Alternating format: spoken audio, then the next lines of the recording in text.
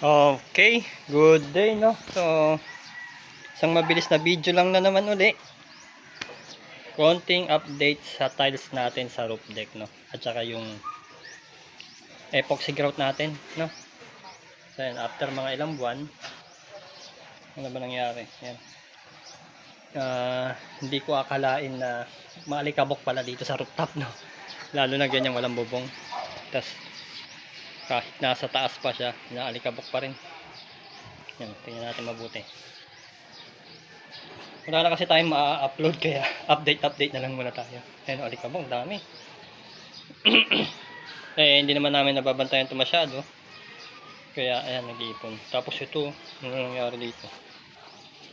Nag-aasin yung tubig. Ano yan?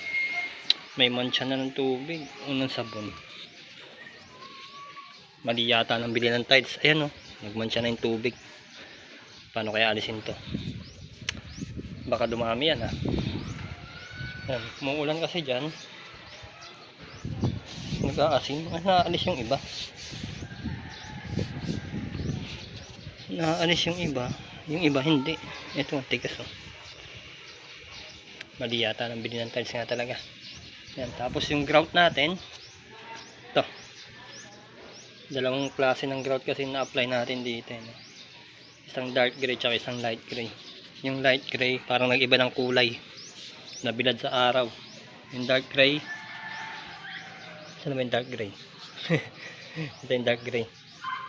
Yan, medyo mas quality yung dark gray Ano ba mong tatak nun?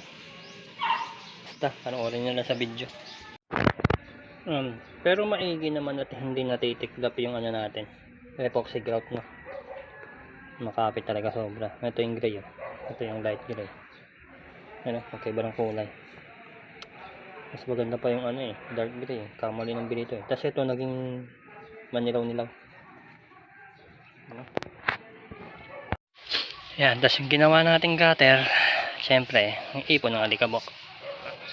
At naalis naman yung alikabok, pero hindi na siya natiklap, dyan na siya. Wala man nangyaring kakaiba, so linisan na lang. Paikot.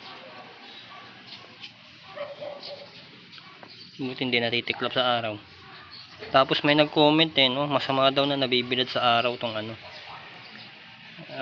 itong epoxy flooring.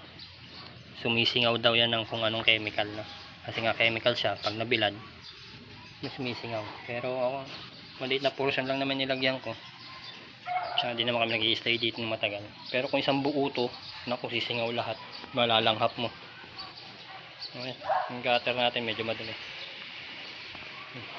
Ayun, nagmancha lahat ng tubig. Ay, dagdag linisin. Ayun kung paano tanggalin. So, yan. Comment nga below kung ano bang tamang tiles ang nilalagay sa rooftop. Hindi ko alam Ayan, tapos yung tiles, nag-iba ng kulay. Siyempre, as expected. Mabibilad kasi sa araw, mawawala ng kulay. Ano to? Tuldok ng may nagkainan siguro dito. May tayo pa ng ibon. So kailangan pa rin linisan from time to time. Tapos alisin yung asin-asin ng ng tiles. Napunta na lahat dito yung alikabok Although naglalaba din pala kasi dito yung asawa ko. Kaya itong mga yan, ito lalo na dito sa kabilang side, mas marami siyang puti-puti kasi ito yung mga granules ng sabon, tingin ko, tsaka yung dumi ng damit. Yan, dyan napupunta. Pero doon, wala naman naglalaba doon. May nag-asin-asin pa rin, Ayan, so linisin na lang natin at nandyan na yan linisan na lang. Okay, kung kayo mag-roof deck, expected nyo na ganito mangyayari, So ayan, isang mabilis lang naman na video at thank you sa panonood ng ating video at sa mga susunod pa nating update.